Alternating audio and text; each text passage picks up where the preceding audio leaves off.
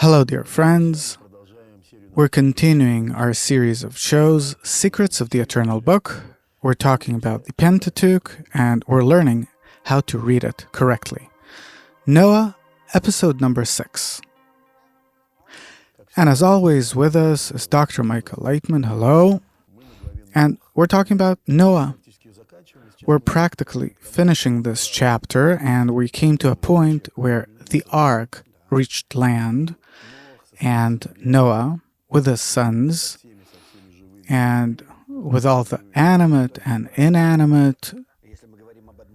What does it mean? That if we're talking about one person, then all of his inner desires that exist in this ark went through their purification, spiritual ascent, correction, and now that they're already spiritual, they're ready to take on this land again, to cultivate it, plant it, so it'll be fruitful, etc., and so they can reproduce, meaning, again, to connect this altruistic desire for bestowal and love that appeared in them.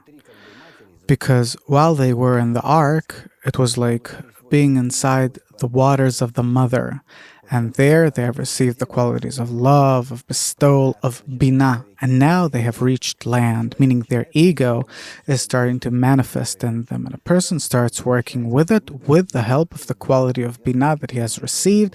He's going back to the ego to work with it. And as I understand, the person feels that he can endure it. Well, obviously, his path will be rough and bumpy, and that's how it's going to be. Till the very end, till the end of correction, the whole and complete correction. It's written here that he sent out a dove, right, and a crow, etc. These are two forces that helped him realize that he can come out. He broke open the door. We also explained what does it mean to cut out a window. He had to find the deficiency in his inner state of Bina, even though that it is the quality of bestowal and love, but there's nothing to love with or to give, and therefore he cuts out a window, making an opening in this perfect ball. But as a result, light enters it. It's like light that comes through the wall of a house if there's a window. And thanks to that, he can come out of the ark and start working with his ego, meaning he really starts working on himself and becoming like the Creator. And it says here, now these are the records of the generations of Shem, Ham, and Yefet, the sons of Noah, and sons were born to them after the flood. Further, it explains who are the children, what are their names, and it ends as follows. These are the families of the sons of Noah, according to their genealogies, by their nations, and by these were the nations divided in the earth after the flood. Right.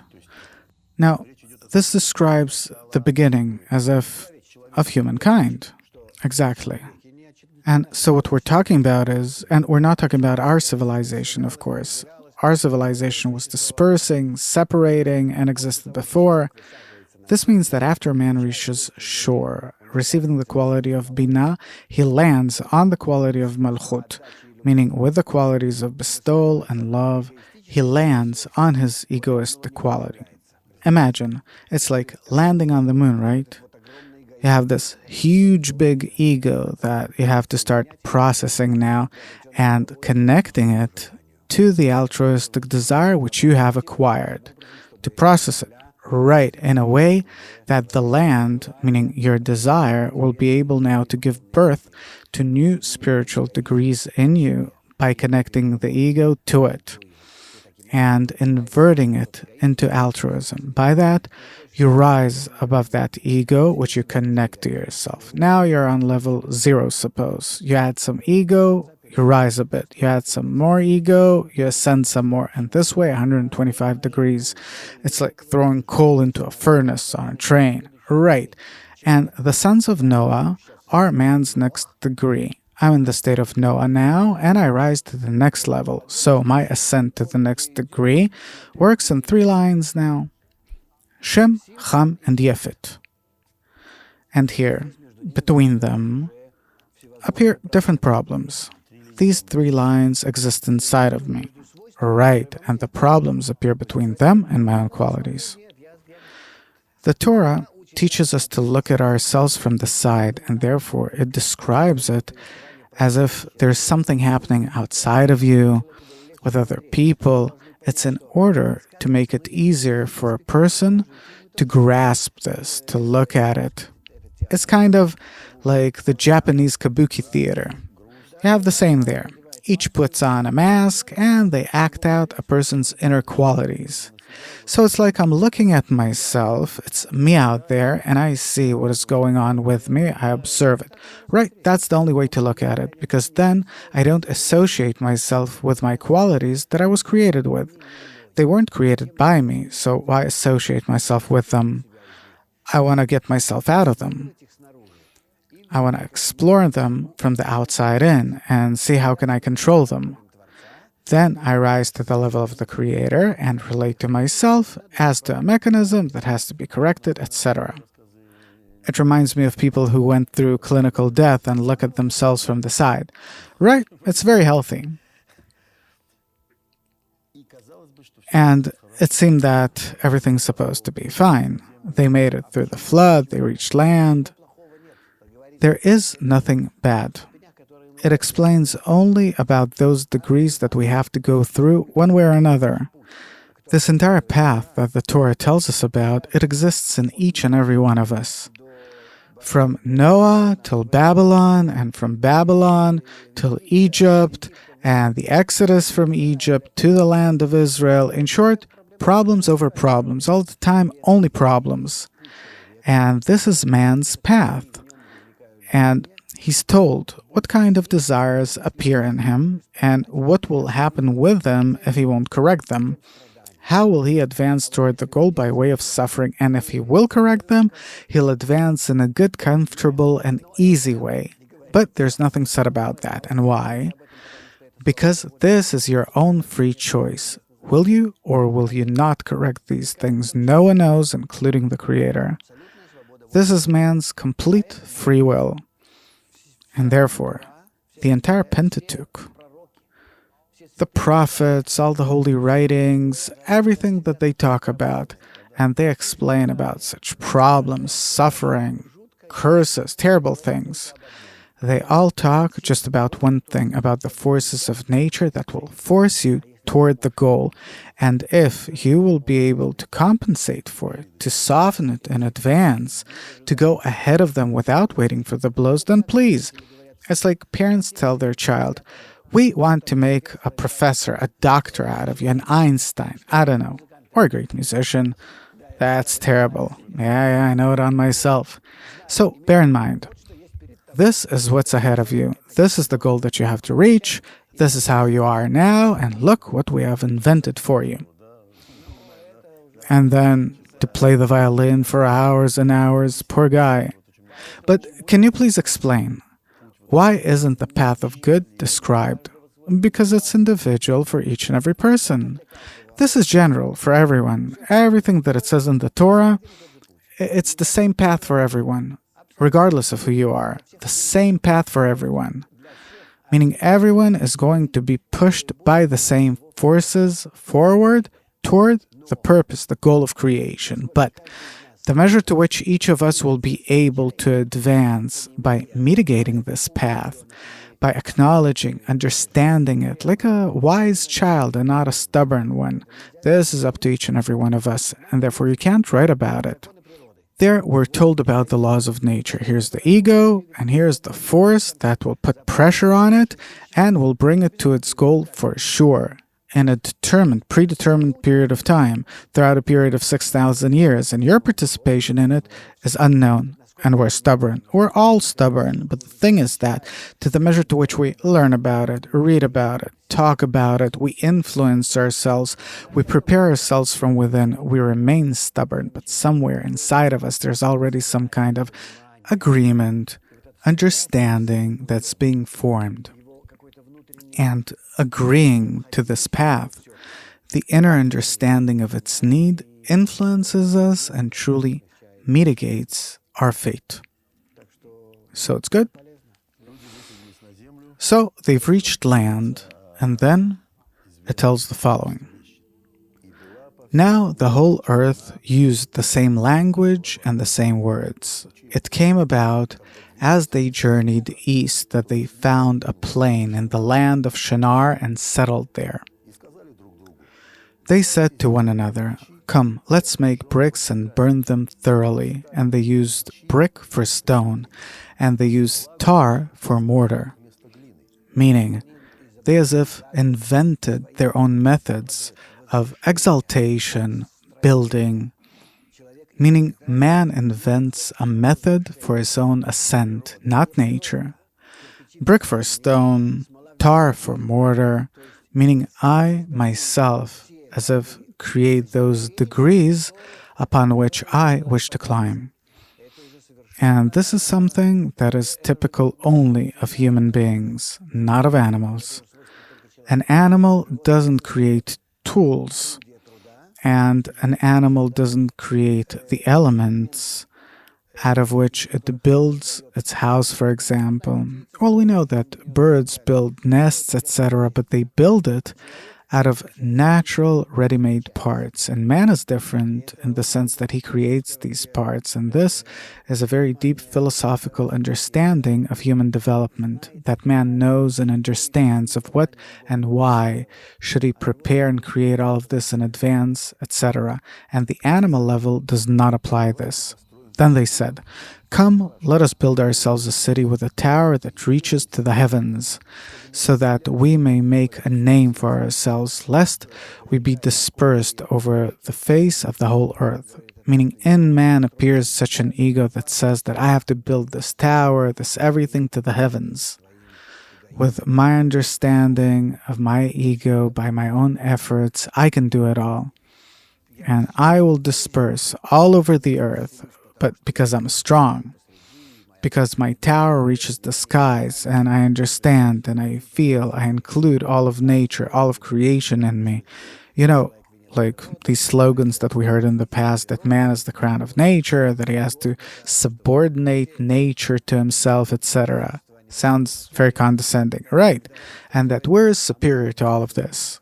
So, this ego, a very good, capitalistic, materialistic one, is already created in man on that very first degree of his development. We're not talking about what happened 5,000 years ago.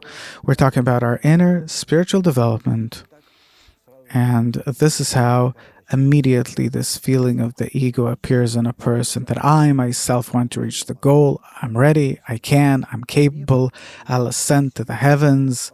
I'll spread and disperse and cover everything with my ego, like a snake swallowing something really big. I'll swallow this entire planet, and by it, I'll ascend to the heavens. So the snake symbolizes our ego, and this is our quality that is revealed there for the very first time.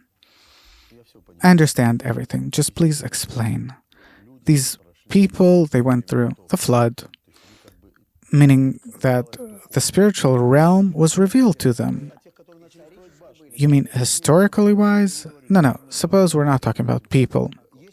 There's this feeling of spirituality. Who are you talking about exactly? Are you talking about what happened in the corporeal world? About the generation that went through these floods and all of these more or less historical events that there is proof about? But this isn't our concern. And there are books that are written about it by Josephus Flavius, and there's Midrash Rabbah, the great commentary that writes about it, and other books. These are well-known things. But you, what are you talking about? Historically wise, what happened on the face of earth? Or that which happened inside every Kabbalist that went through these inner states? Or the process that we as future Kabbalists will go through? Well, let's leave history aside. About Kabbalists. They felt spirituality, and suddenly there's such a leap inside of them that they start building this tower. They as if forget everything that they saw. Right. These exalted awakenings after the ark. Yeah, after all that, suddenly, boom, a person falls into his ego. I have to rule. I have to rise to this degree, etc. So the memory about the spiritual Man has no memory. What governs a person is the desire and the memory. And the thoughts in general, the intellect, is there only in order to help realize what your desires want. And that's it. And therefore, all the good qualities which I have acquired, all the aspirations, theories, it's all, it all speaks of, there's like this parable about cats that were tamed, like Kuklachov does. Yeah, he's a really good man. And he tames cats. So it's a story about this man who tamed cats, and he wanted to show everyone that they can be exactly like human beings. He dressed them up as waiters, and they brought in refreshments, served them to the tables, the cats. And there's this one guy that opens the small box of tobacco and takes a little mouse out of it. And all the cats throw their trays, forget about everything, and start running after the mouse. So what I want to say is that if there is a natural, true, innate desire that appears, then with the intellect that you have acquired and everything that you have learned and your morals and everything, you will not be able to overpower it in any way. Man immediately falls back. And, we saw great people that suddenly flagging their teeth and forward with eyes wide open, instantly becoming puppets. We saw how these things happen, how they instantly become true fanatics. And where does it go? Doesn't go anywhere. It's simply that the desire changes, and that's that. And then all of your previous education, being a gentleman and everything. I was in London this one time, and it was summer, and it was 35 plus degrees Celsius. For them, it's murder.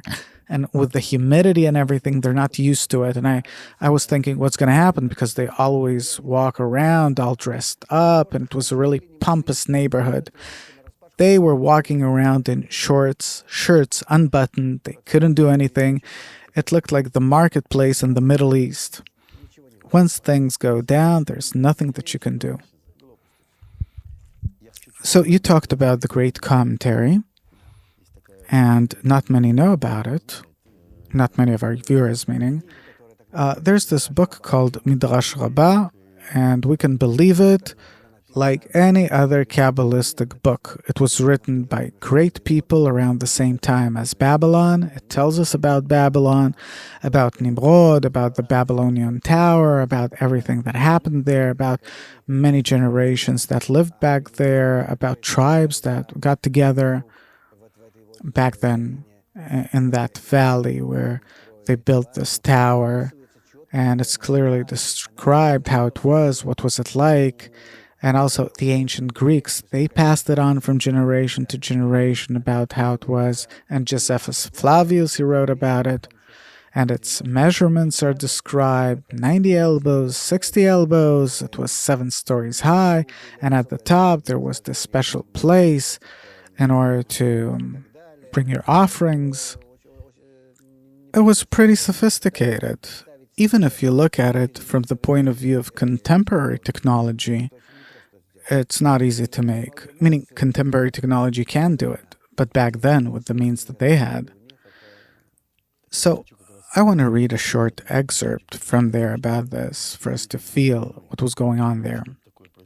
Construction of the tower was a giant enterprise. Since the land of Babylon had no stone, people invented a new building material. They burned clay in the furnace, and the obtained bricks were used instead of stones. Well, this is also a very deep matter. Stone means lev ha'even, meaning that it's a special egoistic state that practically can't be destroyed, can't be corrected, that this is how it is in nature and it doesn't change. Later, we'll talk about why are stones grinded and then concrete is made out of them, but that's later. It's set aside. We don't work with stones. We do. We nig. We use them, but only on the outside. They didn't have that. They had to create something out of their ego that would allow them to climb to the sky. So they were burning this little ego of theirs, compressing it in order to make a brick out of it. This leva even in Hebrew, this stony heart, this unchanging egoistic quality, and therefore they will be able to climb on it. So many things behind every word. Otherwise, a person can't move. Inside all of this, there is spiritual forces, spiritual qualities that are working. And so behind every tiny action, you can see why it happens in us and how does it help us advance. The bricks were made as if by themselves. When people put a brick in the masonry, they found 2 bricks in the wall.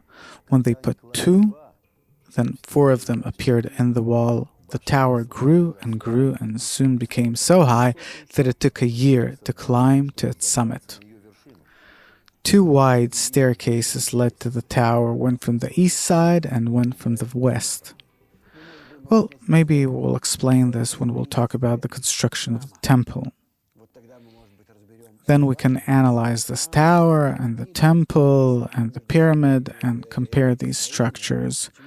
Why does man erect his altar this way, his ascent, his triumph? Egoistic or altruistic? Why does he do it in this way? What's the difference in the structures? Meaning in the sum total of desires that comprise the structure. I'd like first to go back to Earth and immediately think about America.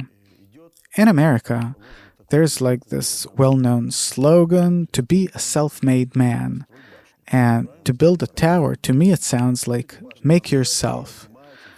And you have these like giant towers in Manhattan, all of Manhattan, and you have Americans speaking this one language, English, and they wanted to build a tower to the heavens. Can we make this kind of analogy?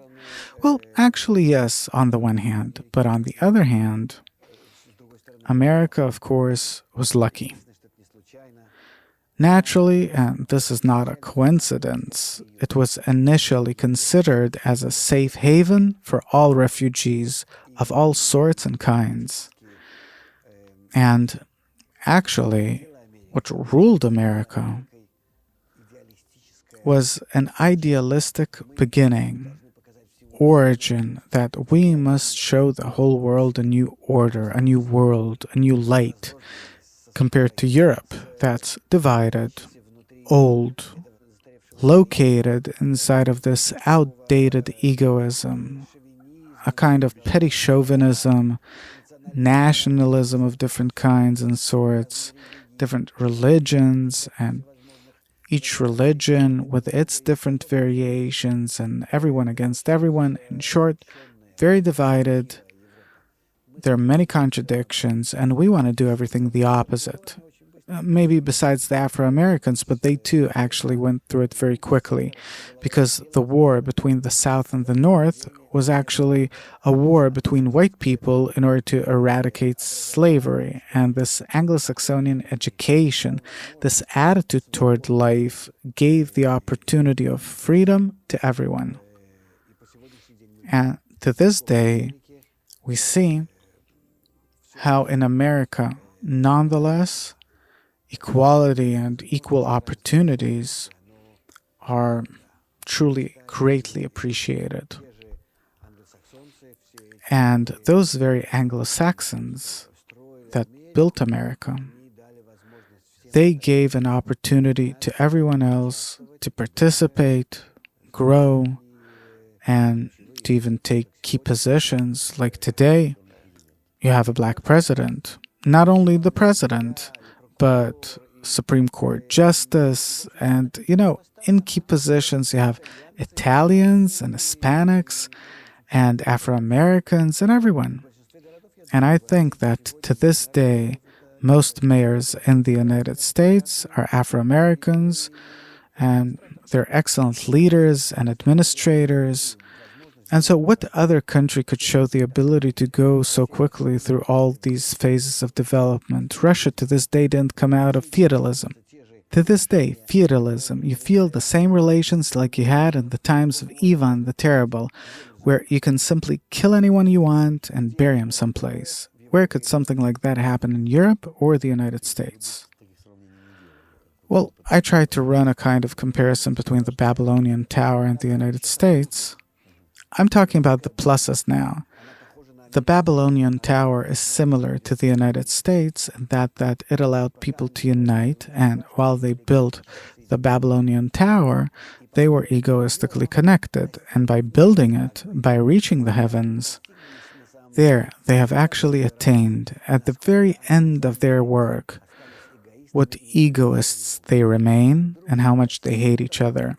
And by achieving this peak, and this is what goes on with America today too, and all of our civilization, by achieving this peak of the tip of the pyramid, we discovered that actually we have built a tomb for ourselves, an Egyptian pyramid. We've built it on the wrong foundation. And eventually we all collapse, disperse. There was the ability to run away from each other and not to stay in touch. It's like getting divorced in a family where each goes his way. But today, what are we going to do? How can I get away from you? I can't. So today it's already a catastrophe. Our pyramid is falling apart, it's turning into an Egyptian tomb, and it can bury all of us under it. Well, as we like to say, on this optimistic note, unfortunately we have to finish our show, but we still have a lot to talk about the Babylonian Tower and other things. Dear viewers, thank you very much for being with us. So this is our world, kind of like the Babylonian Tower. We'll talk about this more in our next show. All the best.